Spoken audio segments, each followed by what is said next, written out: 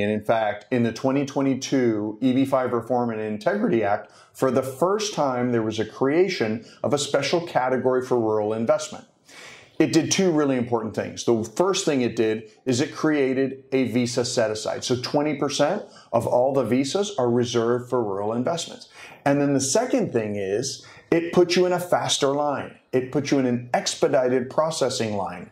So those are two big advantages that are designed to really compress the period during which Vietnamese investors need to be in the program.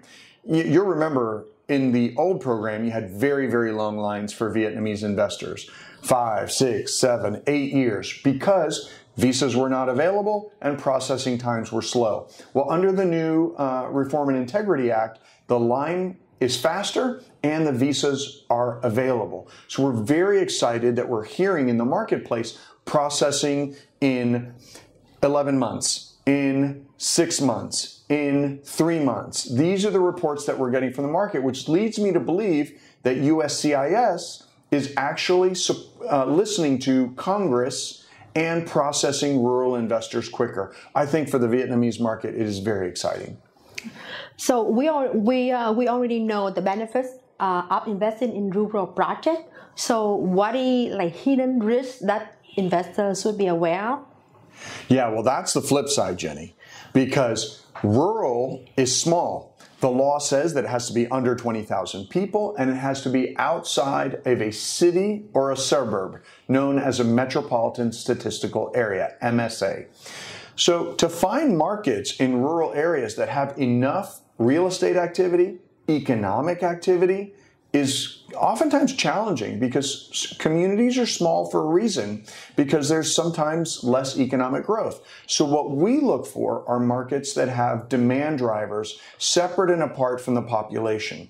So for example, communities that have heavy tourism, have natural beauty, they're rural, but they have a lot of tourism in both the summer and the winter. That's an important thing to look at, where people are coming from outside, they're spending a lot of money, and they're buying summer homes or winter homes, second homes, that keep the real estate values in that community relatively high and protect you from a downside in the marketplace. The other thing we look for is high concentrations of wealth.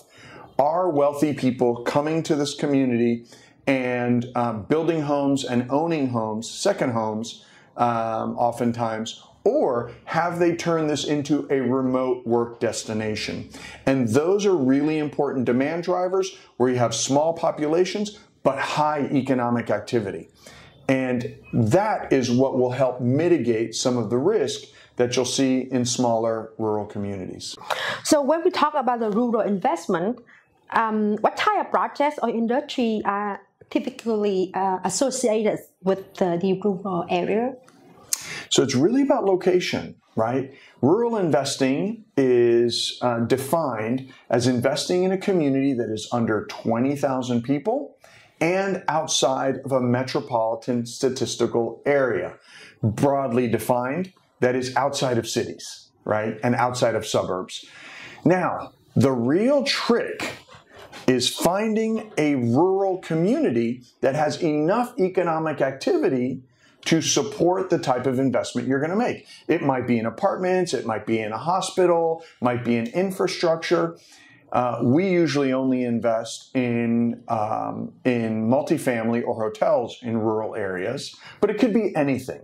The most important thing is that the rural community, albeit very small, of less than 20,000 people, has a real estate market where you can find comparables, right? It's an active real estate market where you know how much things are actually valued at.